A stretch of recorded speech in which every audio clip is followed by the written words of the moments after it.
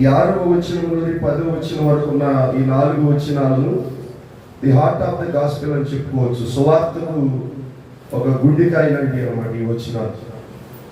మనం చదువుకున్న మాటలలో దేవుడు లోకమును ఎంతో ప్రేమించాడనే మాట ఒకటి మనకు అర్థమవుతుంది. దేవుడు లోకాన్ని ఎంతో ప్రేమించాడు. ఇప్పుడు ఆయన తన ప్రేమను మన ఎడల వెల్లడిపరుచుచున్నాడు, అంటే వ్యక్తం చేస్తున్నాడు. ఇప్పుడు బిడ్డల పట్ల మనకు ప్రేమ ఉందనుకోండి, మన కడుపు కట్టుకునైనా వాళ్ళ ఆకలి తీరుస్తాం. ఎందుకని? పిల్లలను మనం ప్రేమించాము కనుక.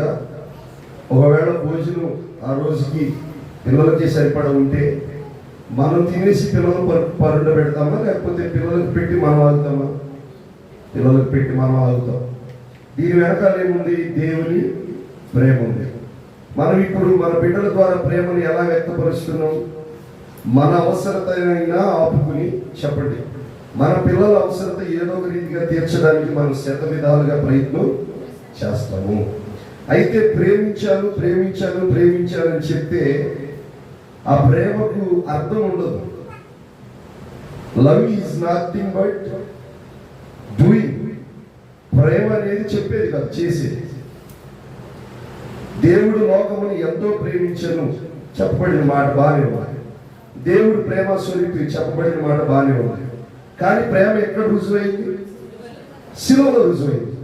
ఇప్పుడు ప్రేమ కలిగి ఉండటం గొప్పే, కలిగి ఉన్న ప్రేమను రుజువు చేయడం ఇంకా గొప్ప. ఆ మాటలు ఇక్కడ మనకు చెప్తారు చూడండి. అయితే దేవుడు మన ఎడల తమ ప్రేమను వెల్లడిపరుచుచున్నాడు. వెల్లడిపరచడం అంటే ఎలా వెల్లడిపరిచాడు? మనం ఇంకను పాపులమై ఉండగానే క్రీస్తు మన కొరకు చనిపోయింది. అంటే ఇప్పుడు ప్రేమ ఎక్కడ రుజువు చేయబడింది? యేసు క్రీస్తు ప్రభు వారి యొక్క మరణము ద్వారా. The love is proven. ప్రేమ ఏమైందంటే రుజువు చేయబడింది. ఇప్పుడు యేసుక్రీస్తు ప్రభు వారు చనిపోనంత ముందు వరకు దేవుని ప్రేమ చెప్పబడింది అంతే. చెప్పబడడం వేరు, చెప్పండి, రుజువు చేయబడడం వేరు. కాబట్టి ఇక్కడ తిమోతి పత్రికలో కూడా మనం చదువుతాము, ఆయన నిరూపించబడ్డాడంట. ఒకసారి ఆ మాట కూడా చదువుతాం. తిమోతికి రాసిన మొదటి పత్రిక. యేసుక్రీస్తు ప్రభు వారు దేవుని ప్రేమను ఏ విధముగా ఆయన రుజువు చేశారు ఒక మాట, చక్కని మాట ఉంటుంది, మనం చదువుదాం. మొదటి తిమోతికి రాసిన మొదటి పత్రిక 3వ అధ్యాయము 16వ వచనం చదవండి. నిరాక్షేపముగా దైవ భక్తిని గూర్చిన మర్మము గొప్పదయ్యున్నది. ఆయన సశరీరుడిగా ప్రత్యక్షుడాయను. అక్కడ ఇప్పుడు దేవుడు ప్రేమిస్తున్నాడు. ఆ ప్రేమ ఎప్పుడు రుజువైంది? మాటల ద్వారా చెప్పబడినప్పటికీ ప్రేమ రుజువైందంటే ఆయన సశరీరుడిగా ప్రత్యక్షం కావాల్సి వచ్చింది. నెక్స్ట్, ఆత్మ విషయమని నీతిమంతుడని తీర్పు పొందెను, దేవదూతలకు కనబడెను, రక్షకుడని జనములో ప్రకటింపబడెను, లోకమందు నమ్మబడెను, ఆరోహణుడై తేజోమయుడైన. దేవునికి స్తోత్రం కలుగును గాక. ఇక్కడ మనం చదువుకున్న వచనములలో దేవుడు మనల్ని ప్రేమించాడు. మొదటి మాట, ఈ ప్రేమ వ్యక్తపరిచాడు, మాటల ద్వారా వ్యక్తపరిచాడు. కొన్నిసార్లు కార్యముల ద్వారా వ్యక్తపరిచాడు. కార్యముల ద్వారా అంటే ఎర్ర సముద్రము అడ్డొచ్చింది పాయింట్ చేసి ప్రేమను బట్టి. ఇలా ఎన్ని కార్యాలు చేసినా దేవుడు ప్రేమను బట్టే చేశాడు. కానీ రుజువు చేయబడింది ఆయన శిలువ యొద్దే. అందుకని ఈ మాటలు పౌలు గారు అంటున్నాడు. ఒకసారి చూడండి, రోమీయులకు రాసిన పత్రిక 5వ అధ్యాయము. ఏలయనగా మనం ఇంకను భక్తిహీనులమై ఉండగా క్రీస్తు యుక్త కాలమున భక్తిహీనుల కొరకు. భక్తిహీనులు ఎవరో కాదు, మనమే. మన కొరకు యేసయ్య ఎప్పుడు చనిపోయారంటండి? యుక్త కాలమున చనిపోయాడు. ఇంగ్లీష్ బైబిల్లో ఉంటది, హి died at the rate of perfect time. సరి అయిన సమయంలో.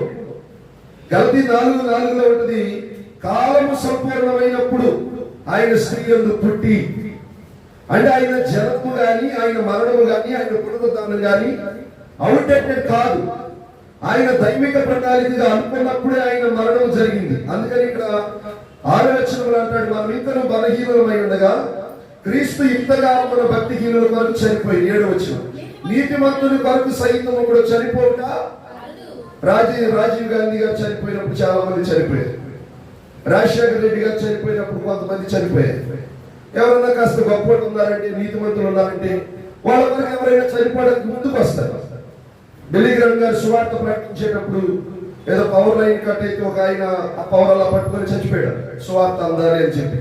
ఒక నీతిమంతుని కొరకు ఎవరైనా చనిపోతారు, దాంట్లో పెద్ద గొప్పతనం ఏమీ లేదు. కానీ యేసయ్య జన్మలో ఉన్న గొప్పతనం మనం ఇక్కడ చూస్తే, నీతిమంతునికి సైతం ఒకడు చనిపోవుట అరుదు. రేరుగా చనిపోతారు, అది కూడా.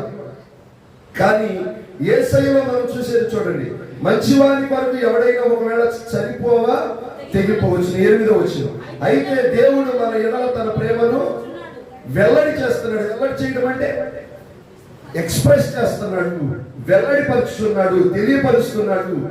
మన బిడ్డల ఎడల మనం కూడా చెప్తూ ఉంటాం, నాన్న నీకోసం నేను ఎంతైనా కష్టపడతాను, నువ్వు బాగా చదువుకయ్యా, నీకోసం అవసరమైతే నేను ఎన్ని స్ట్రగుల్స్ అయినా మనం ఫేస్ చేస్తాం.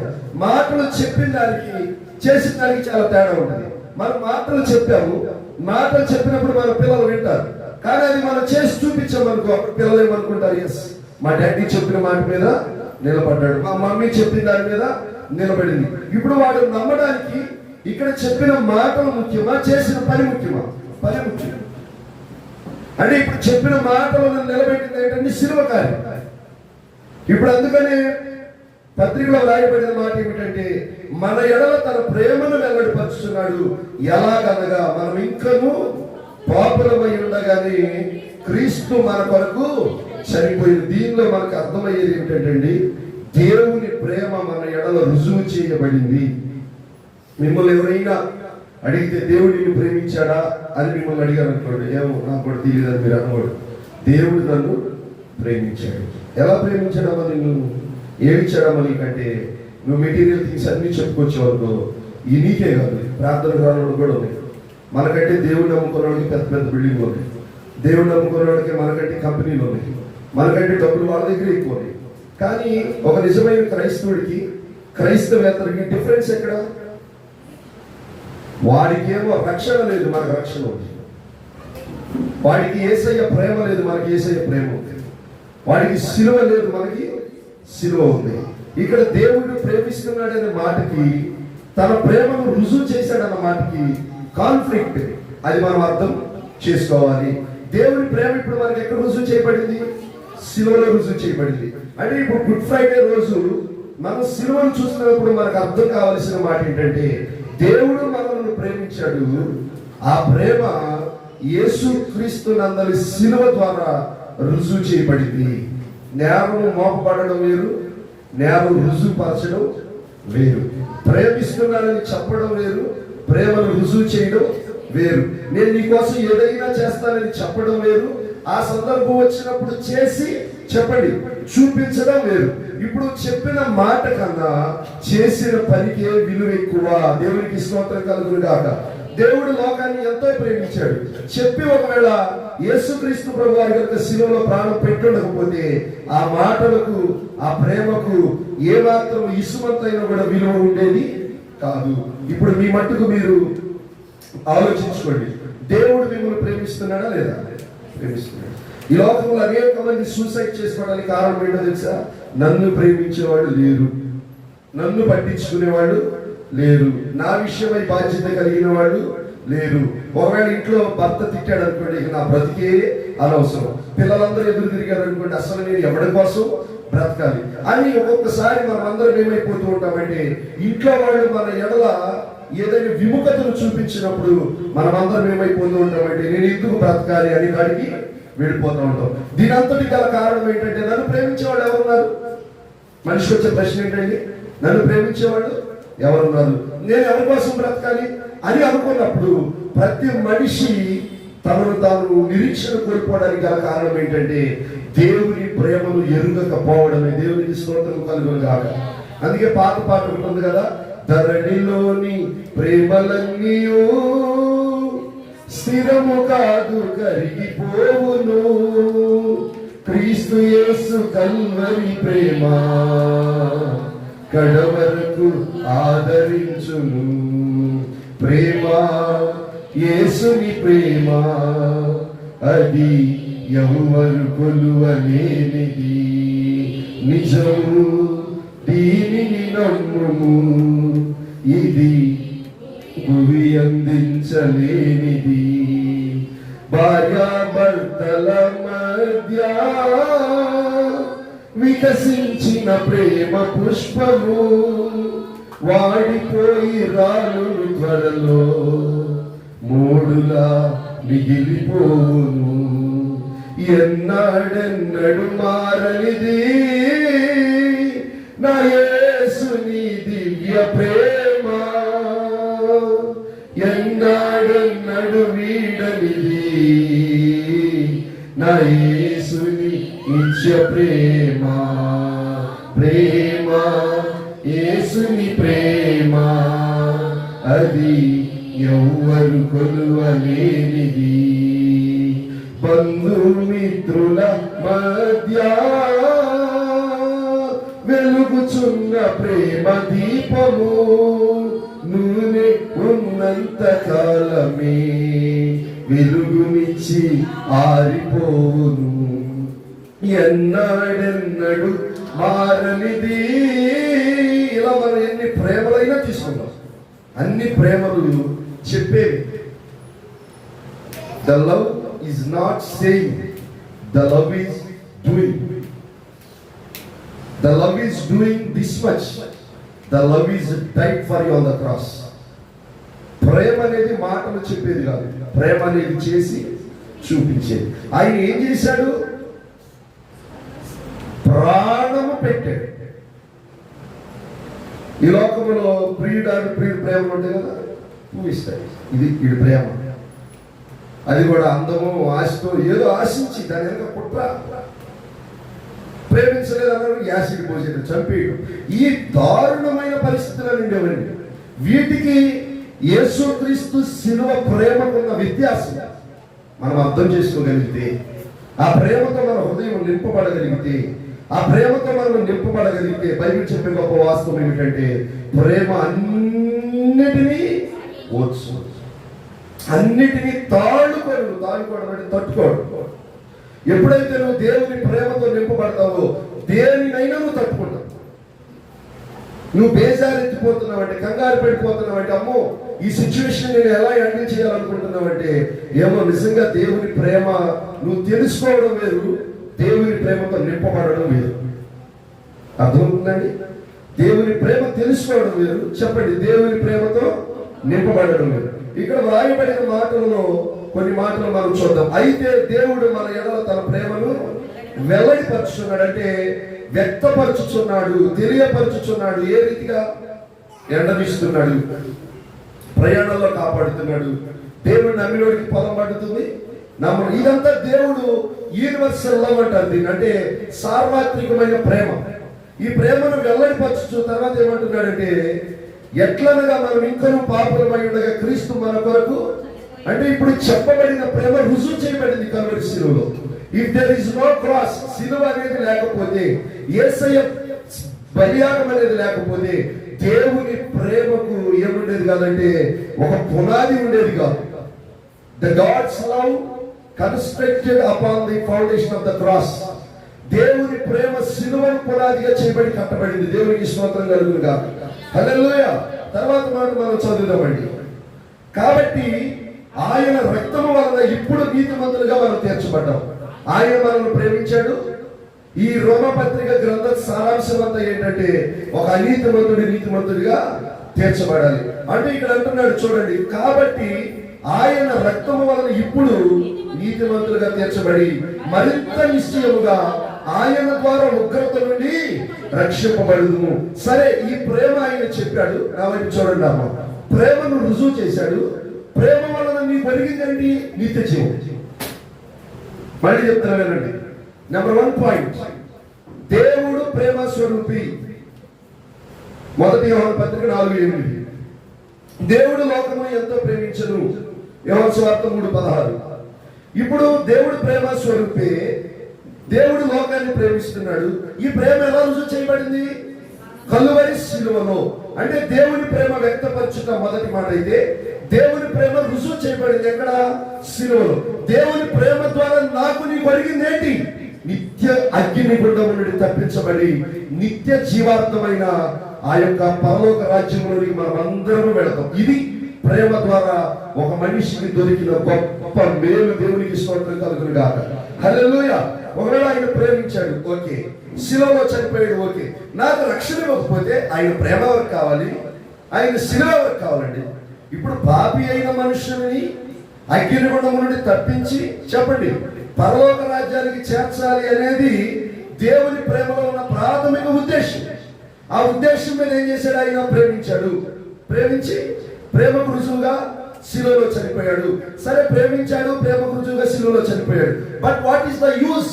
మనకి లాభం ఏంటంటే ఇప్పుడు ఆయన మరణము వలన, ఆయన రక్తము వలన, ఆయన శిలువ వలన మనము నీతిమంతులుగా తీర్చబడి ఇప్పుడు మనం పరలోక రాజ్యములకు వారసులందరం అయిపోయాం. దేవునికి స్తోత్రం కలుగును గాక.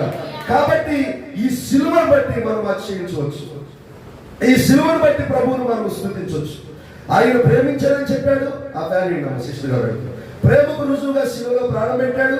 కేవలం విశ్వసించడం ద్వారా నేను ప్రేమించాను నీకోసం శిలువలో చనిపోయిన అనడమే కాదు, కానీ మనకందరికీ పరలోక రాజ్యాన్ని ఇచ్చాడు. దేవునికి స్తోత్రం కలుగును గాక. హల్లెలూయా. కాబట్టి ఇప్పుడు మనం శిలువను బట్టి అతిశయించాలి, శిలువను బట్టి సంతోషించాలి. శిలువలో మన కొరకు ఆయన చేసిన కార్యాన్ని బట్టి మనం ఆయన ఏం చేయాలి? ఆరాధన చేయాలి. ప్రతిరోజు ఒక్కరికైనా శిలువ సువార్తను మనం ప్రకటించాలి. ఎవరితోనైనా మనం చెప్పాలి, యేసయ్య నీ కొరకు చనిపోయాడు సిస్టర్ గారు అని చెప్పాలి. అడుగుతారు, ఎందుకు చనిపోయాడు అంటే సువార్తకు మనకు దారి దొరుకుతుంది. ఇది వరకటి రోజుల్లో ఒక సువార్తికుడు యేసు రక్షించును, యేసు కాపాడు, వెనకాలేమో యేసు నీ కొరకు చనిపోయాడు రాసుకునేవాడు. వారికి అలా తెలిసింది ఒకటే, నా నడక ద్వారా కూడా వాళ్ళు ఏమంటారంటే కదిలే సువార్తలు అంటారు. కథలు సువార్తలు ఏమో బైబిల్లో 4 ఉన్నాయో, మత్తయి సువార్త, మార్కు సువార్త, లూకా సువార్త, యోహాను సువార్త. కదిలే సువార్తలు ఎవరు? నువ్వు నేనే. ఈ మందిరం ఇక్కడే ఉంటుంది, కానీ కదిలే మందిరాలు ఎవరు? నీవు నేనే. ఎంత కోటి రూపాయల మందిరం అయినా సరే ఇవాళ నాకు కొంచెం ప్రాణం బాగాలేదు, వేసరికి నీళ్ళు అవుతారండి కుదుగా పెద్ద కోటి రూపాయలు పెట్టి బిల్డింగ్ కట్టేవాడి. బిల్డింగ్ కూడా కొంచెం సెంటర్కి వద్దాం అనుకుంటే బిల్డింగ్ వెళ్ళగలదా? వెళ్ళలేదు. కానీ మనమందరము దేవుని మందిరాలకు తీర్చబడితే మనం ఎక్కడి నుండి ఎక్కడికైనా ప్రయాణం చేయొచ్చు. ఎందుకంటే దేవుని వార్తను మోసుకొని వెళ్ళడానికి మనం ప్రయాణాలు చేయాలి. దేవునికి స్తోత్రం కలుగును గాక. ఇక్కడ వ్రాయబడిన మాటలలో 6వ వచనానికి మనం వెళదాం. ఎటువంటి స్థితిలో ప్రభు మన కొరకు చనిపోయారంటే బలహీనులమై ఉండగా, రెండవది భక్తిహీనులమై ఉండగా, శత్రువులమై ఉండగా. 10వ వచనం చూడండి. ఎలాగనగా శత్రువులమై ఉండగా ఆయన కుమారుని మరణము ద్వారా మనము దేవునితో సమాధానపరచబడిన ఎడల సమాధానపరచబడిన వారమై, ఈ మాట కావాలండి, ఆయన జీవించుట చేత మరి నిశ్చయముగా, ఇందాక చూడండి, ఆయన మనలో ప్రేమించారు, ప్రేమ రుజువుగా కల్వరి శిలువలో ప్రాణం పెట్టారు. ఇప్పుడు ఆ శిలువ ద్వారా మనకు వచ్చింది ఏంటి? రక్షణ వచ్చింది. అక్కడేమో రక్షించబడతామనే చెప్పాడు, ఉగ్రత నుండి రక్షించబడదు అన్నాడు. 10వ వచనానికి వచ్చేసరికి ఏమన్నాడు? ఆయన జీవించుట చేత మరి నిశ్చయముగా. నా వైపు అందరూ చూడాలండి. దేవుడు లోకాన్ని ఎంతో ప్రేమించాడు, మొదటి మాట. ప్రేమకు రుజువుగా కల్వరి శిలువలో ప్రాణం పెట్టాడు, రెండవ మాట. ఇప్పుడు శిలువ ద్వారా మనకి ఏమొచ్చింది? రక్షణ వచ్చింది. నా వైపు అందరూ చూడాలి. యేసయ్య ఒకవేళ మరణించిన వాడే అయితే, శిలువలో చనిపోయే ఉంటే మన రక్షణకు ఎష్యూరెన్స్ లేదు, నిశ్చయత లేదు. ఇప్పుడు నిశ్చయత ఏంటి? మనం రక్షించబడతాము. ఈ రోజు నేను చచ్చిపోయినా నేను దేవుడి రాజ్యానికి వెళ్ళగలను అనే నమ్మకం బాప్తిసం పొందిన ప్రతి విశ్వాసి ఉండాలి. గతంలో చెప్పే మాటలు, బాప్తిస్మం పొందిన ప్రతి విశ్వాసికి, నమ్మి బాప్తిస్మం పొందిన ప్రతి విశ్వాసికి, బలలో చేయవేస్తున్న ప్రతి విశ్వాసికి, ఈ రాత్రి నేను చనిపోయినా సరే నా దేవుని ఎదుట నేను ఉండగలను, ఆయన ముఖములోనికి నేను ముఖము పెట్టి చూడగలను, ఆయన ముఖారవిందమును నేను ఆనందించగలను, పరలోక రాజ్యంలో యేసయ్య సింహాసనము మీద కూర్చోగలను అనే నిశ్చయత, అష్యూరెన్స్ మనందరికి ఉండాలి. దేన్ని బట్టి దొరుకుతుంది? మొదటిగా ఆయన ప్రేమించాడు. ప్రేమకు రుజువుగా శిలువలో ప్రాణం పెట్టాడు. ఇప్పుడు ప్రాణం పెట్టి నాకు ఏం చేశాడంటే రక్షణ ఇచ్చాడు. ఇప్పుడు ఆయన చనిపోయిన వాడిగా ఉంటే కొంచెం పెండింగ్ ఉంటుంది, కానీ ఇప్పుడు ఆయన జీవించుట చేత మరి నిశ్చయముగా రక్షింపబడదు. పైన అన్నాడు రక్షించబడతావు అన్నాడు, అంతే. ఇప్పుడు ఆయన జీవించడం ద్వారా ఏమైంది? మరి నిశ్చయం. అంటే ఇక మన రక్షణ విషయంలో డోకా లేదు. ఈ రోజుల్లో ఎవరన్నా అడగండి, బ్రదర్ నువ్వు రక్షించబడ్డావు కదా, దేవుని రాజ్యానికి వెళ్తావంటే ఏమో పొందే చచ్చిపోయినట్టు ఇరున్నట్టు కానీ చెప్తారు, ఫోన్ చేసి అన్నట్లుగా ఉంటారు కొందరు. అలా ఉండనే ఉండదు. గుండె మీద చేసుకొని నువ్వు చెప్పాలి, నేను ఈ రాత్రి చనిపోయినా కూడా దేవుని రాజ్యానికి నేను వెళ్తాను. ఏందమ్మా నీకు అంత ధైర్యం అని ఎవరైనా అడిగారు అనుకోండి, నా నీతిని బట్టి కాదు, నా భక్తిని బట్టి కాదు, నా యేసు శిలువను బట్టి, ఆయన మరణమును బట్టి, ఆయన పునరుద్ధానమును బట్టి నేను నిశ్చయముగా దేవుని రాజ్యమునకు వారసురాలను అనే మాటని ఇక్కడ ఏమంటారంటే రక్షణ నిశ్చయత. రక్షణ అందరూ చెప్పండి, రక్షణ నిశ్చయత. ఇంగ్లీష్ లో చెప్పాలంటే the assurance of the salvation. Assurance of the salvation. నేను మిమ్మల్ని అడుగుతున్నాను, మిమ్మల్ని ఒకసారి పరీక్షించుకోండి. ఒకవేళ ఈ రాత్రి చనిపోతే దేవుని రాజ్యానికి నువ్వు వెళ్ళగలవన్న విశ్వాసం ఉందా? ఉండాలి. దీనికి ఒక మాట చెప్తా. మార్టిన్ లూథర్ గారు ప్రొటెస్టెంట్ బైబిల్ రాస్తూ ఉంటే సాతానుడు వచ్చి మార్టిన్ లూథర్ గారు చేసిన పాపాలన్నీ ఒక పెద్ద షీట్ మీద రాసుకొచ్చి చూపిస్తున్నాడు. ఏంటి రిఫర్మేషన్ అంటున్నావు, నువ్వేలాంటి వాడు తెలుసా, నీ బతికెట్లా అట్లా అట్లా అని చెప్పి అన్ని మార్టిన్ లూథర్ గారికి కూడా జ్ఞాపకం లేని పాపాలన్నీ రాసుకొచ్చాడు. ఎవడి? సాతానుడి పని ఏంటో తెలుసా? నేరములను ఎంచుట. యేసయ్య ఎవరో తెలుసా? నేరములంచని వాడా నాదు నజరీయుడా, నా ప్రాణనాథుడా, నీదు ప్రాణమిచ్చితివే, నేను నీ వాడను యేసువా. ఏ రీతి స్తుతియంతును, ఏ రీతి సేవింతును. ఆయన నేరములను ఎంచని దేవుడు. సాతానుడు యెహోషువ మీదే నేరాలు మోపాడు, యోబు మీదే నేరాలు మోపాడు. నీ మీద నా మీద నేరాలు మోపడం వాడికి పెద్ద విషయమేమి కాదు. అయితే ఈ శిలువ వలన ఈరోజు ఒకే ఒక్క మొక్క చెప్తాను నీకు, రక్షించబడ్డాను అనే నిశ్చయత నీకున్నదా? భూలోకంలో ఉండగానే ఆ మాట నువ్వు చెప్పగలవా? ఒకవేళ ఇంతవరకు ఈ ధైర్యం నీకు లేదేమో. ఆనాడు వాడలో ఉన్నవారు రక్షించబడింది వాళ్ళ నీతిని బట్టి కాదు, వాళ్ళు వాడలో ఉండటం బట్టి. ఆనాడు సంహార దూత దాటి వెళ్ళింది వాళ్ళ నీతిని బట్టి కాదు, పస్కా పశువు రక్తమును బట్టి. ఇన్ ద సేమ్ వే రేపు నువ్వు నేను పరలోకం వెళ్ళేది, మళ్ళీ చెప్తున్నానండి, నువ్వు చేసిన ప్రార్థనలు, నువ్వు పుణ్యకార్యాలు, ఇంకా ఏదో మన క్రిస్టియన్ రిచువల్స్ లో ఇవన్నీ మనం చేస్తున్నాం, వీటిని బట్టి కాదు, యేసయ్య రక్తమును ఆశ్రయించుటను బట్టి, నమ్మి బాప్తిస్మము పొందుటను బట్టి దేవునికి స్తోత్రం కలుగుగా. కాబట్టి ఇప్పుడు మనందరికీ ఏముండాలి? ఒక నిశ్చయత ఉండాలి. నిశ్చయత అంటే ఏంటి? కన్ఫర్మేషన్ అనండి. అందరూ కన్ఫర్మేషన్ అనండి. ఇవాళ తెలుగు ఎవరికి తెలియట్లా, తెలుగుకి ఇంగ్లీష్ తర్జుమా చెప్తే కానీ మన వాళ్ళు చెప్తుంది. అందరూ చెప్పండి కన్ఫర్మేషన్ అనండి. చనిపోయిన తర్వాత పరలోక రాజ్యానికి వెళ్తానని కన్ఫర్మేషన్ మీకుందా? ఉందానండమ్మా. ఎలా చెప్తున్నా చూడండి. దేవుడు నిన్ను ప్రేమించాడు, ఓకే? ఆ ప్రేమకు రుజువుగా ఏం చేశాడు? శిలువలో చనిపోయాడు. చనిపోవడం ద్వారా నీకు ఏమిచ్చాడు? రక్షణ ఇచ్చాడు. ఇప్పుడు ఈ రక్షణ పొందిన నీకు పొందిన రక్షణ బాగానే ఉంది. ఈయన మృతుడుగానే ఉంటే మళ్ళీ వచ్చి మన పక్కన వాదించేవాడు ఉండాలి కదా. యోహాను మొదటి పత్రిక 2:1 ఉత్తరవాడు అంటాడు ఆయన గురించి, యేసయ్య గురించి. ఆ మొక్క చదువుకుని మళ్ళీ చదువుతాం. పేతురు రాసిన, యోహాను రాసిన మొదటి పత్రిక 2వ అధ్యాయం 1 నుండి, నా చిన్న పిల్లలారా మీరు పాపము చేయకుండాటకై ఈ సంగతులు మీకు రాయిచున్నాను. ఎవడైనా పాపము చేసిన ఎడల నీతిమంతుడైన యేసు క్రీస్తు అని ఉత్తరవాది అంటే ఫుట్ నోట్లో ఏముంది? ఆదరణకర్త. ఈయన ఇప్పుడు ఉత్తరవాదిగా నీ పక్షాన వ్యవహరించాలంటే చనిపోయిన వాడైతే ఎలా తిరిగి వచ్చి ఉత్తరవాదం చేయగలుగుతాడు నీ పట్ల?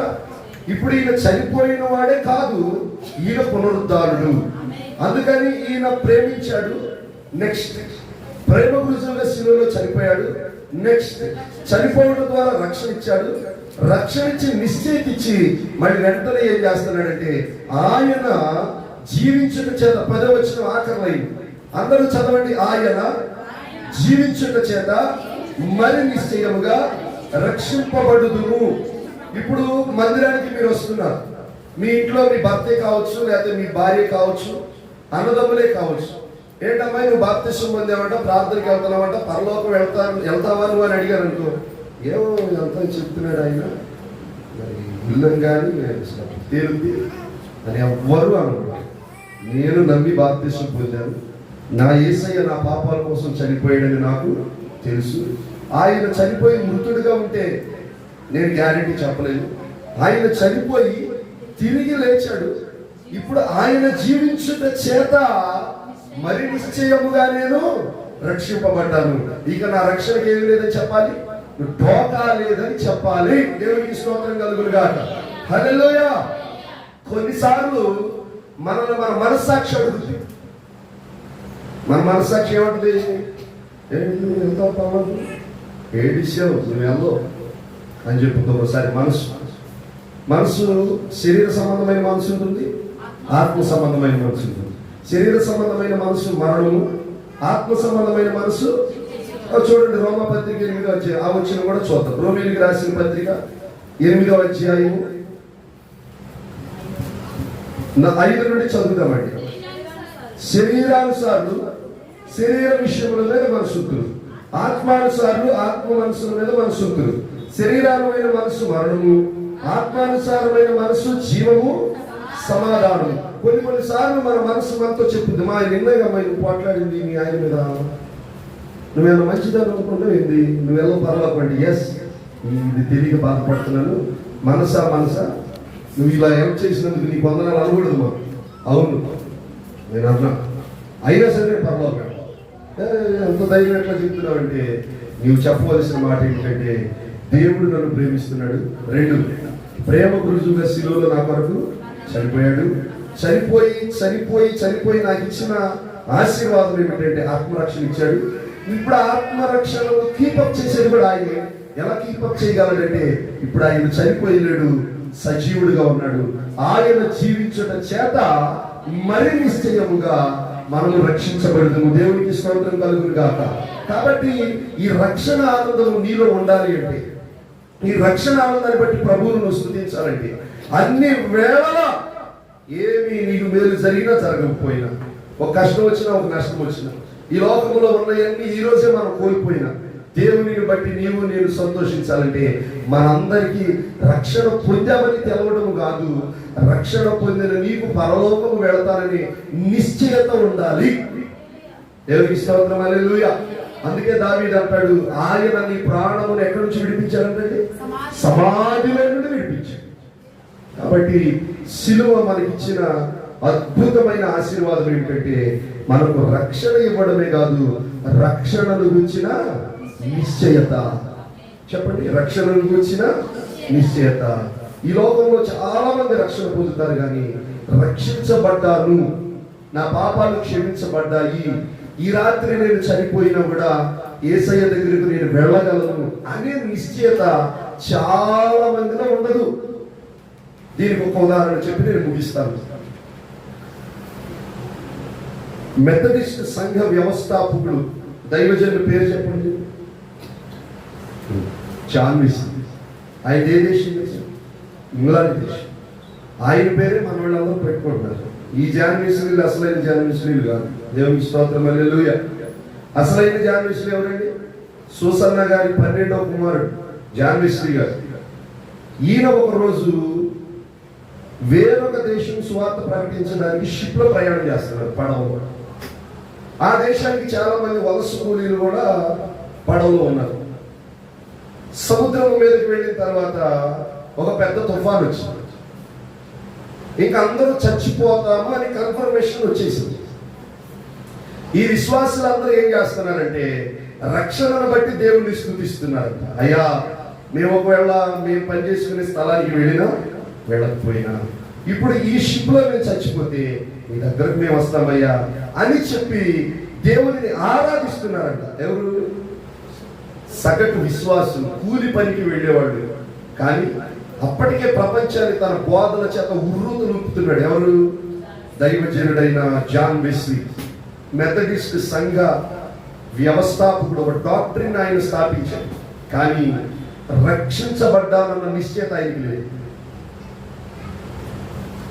అప్పుడు వీళ్ళందరూ ఎంత ఆనందిస్తున్నారు, నేనేమో చావుకి నేను భయపడుతున్నాను, ఇప్పుడు చనిపోతే పరలోకం వెళతానో వెళ్ళను అనే నిశ్చయత నాకు ఇంకా లేదని చెప్పి అడిగితే ప్రభు అద్భుతంగా తుఫాను ఆపి ఆ పడవలో ఉన్న ఒక బిడ్డ ద్వారా మాట్లాడి, నీవు ఆ దేశానికి సువార్తకు వెళ్ళొద్దు, నీవు 21 రోజులు ఉపవాస ప్రార్థన చేయి, నువ్వు రక్షించబడ్డావన్న నిశ్చయత నేను నీకు ఇస్తానని చెప్పి ప్రభు మాట్లాడాడు. అప్పుడు మనోడు సువార్త ప్రయాణం ఆపుకుని పడవ వెనక తిప్పుకొని ఇంగ్లాండ్ వచ్చి ఇంగ్లాండ్లో 21 రోజులు ఉపవాస ప్రార్థన చేసిన తర్వాత ఈ రోమపత్రిక 6వ అధ్యాయం నుండి 11వ వచనం దాకా చదివిన తర్వాత ఇప్పుడు నేను మీకు ఏదైతే బోధించానో ఈ మాటల ద్వారా దేవుడు మళ్ళీ ఆయనను దర్శించి నేను ఈ రాత్రి చనిపోయినా కూడా పరలోక రాజ్యానికి వెళ్ళగలను అనే ఒక ధైర్యము వచ్చిన తర్వాత మళ్ళీ తన స్వార్థ సేవను పరిచర్యను ఆయన చేయడం మొదలు పెట్టాడు. ఇక్కడ నేను మిమ్మల్ని అడుగుతున్న ప్రశ్న ఏంటంటే, అంత దైవజనుడికి కన్ఫ్యూషన్ ఉన్నప్పుడు మనకు ఉంటుందా ఉండదా? నిజాలు మాట్లాడదాం ఉంటుంది. కానీ ఈరోజు నేను మీకు ₹1 కోటి మాట చెప్తున్నాను. కోటి కంటే ఎక్కువే. ఆయన ₹1 కోటితో కూడా మనం పోల్చుకున్నాం. నీవు నిజముగా రక్షించబడిన దానివు, నమ్మి బాప్తిస్మము పొందిన రోజే నీకంటూ పరలోక రాజ్యంలో స్థలం ఏర్పాటు చేయబడింది. ఆయన నువ్వు చేస్తున్న పరిచయం, చేస్తున్న ప్రార్థనకు, నువ్వు సహకరిస్తున్న ప్రతి రూపాయికి ఆయన ఒక్కొక్క రోజు ఒక్కొక్క ఇటుక వేసి నీ కొరకు నిర్మాణమైన గొప్ప ఇంటిని అక్కడ కడుతున్నాడు. దేవుడికి స్తోత్రం కలుగును గాక.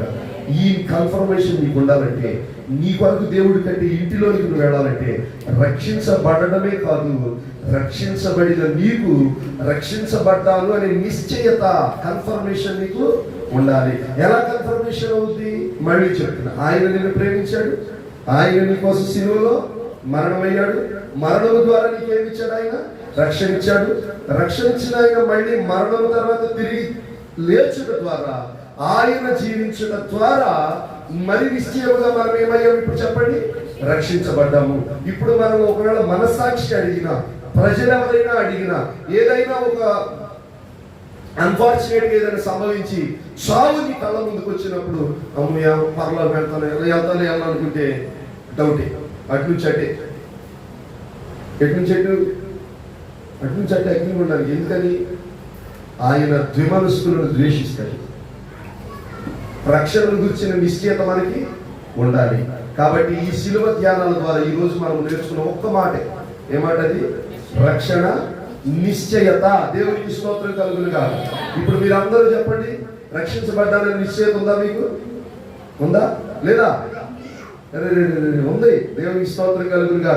నేను రక్షించబడ్డానని నిశ్చయత మనందరికీ దేనిని బట్టి? అమ్మా, ఆయన జీవించుట చేత, ఆయన మరణము చెందుట చేత, ఆయన నన్ను ప్రేమించుట చేత, ఆయన శిలువ ఎక్కుట చేత, ఆయన రాబోతున్నాడు గనుక, ఆయన నమ్మకస్తుడు గనుక నేను రక్షించబడ్డానని నిశ్చయత నాకుంది.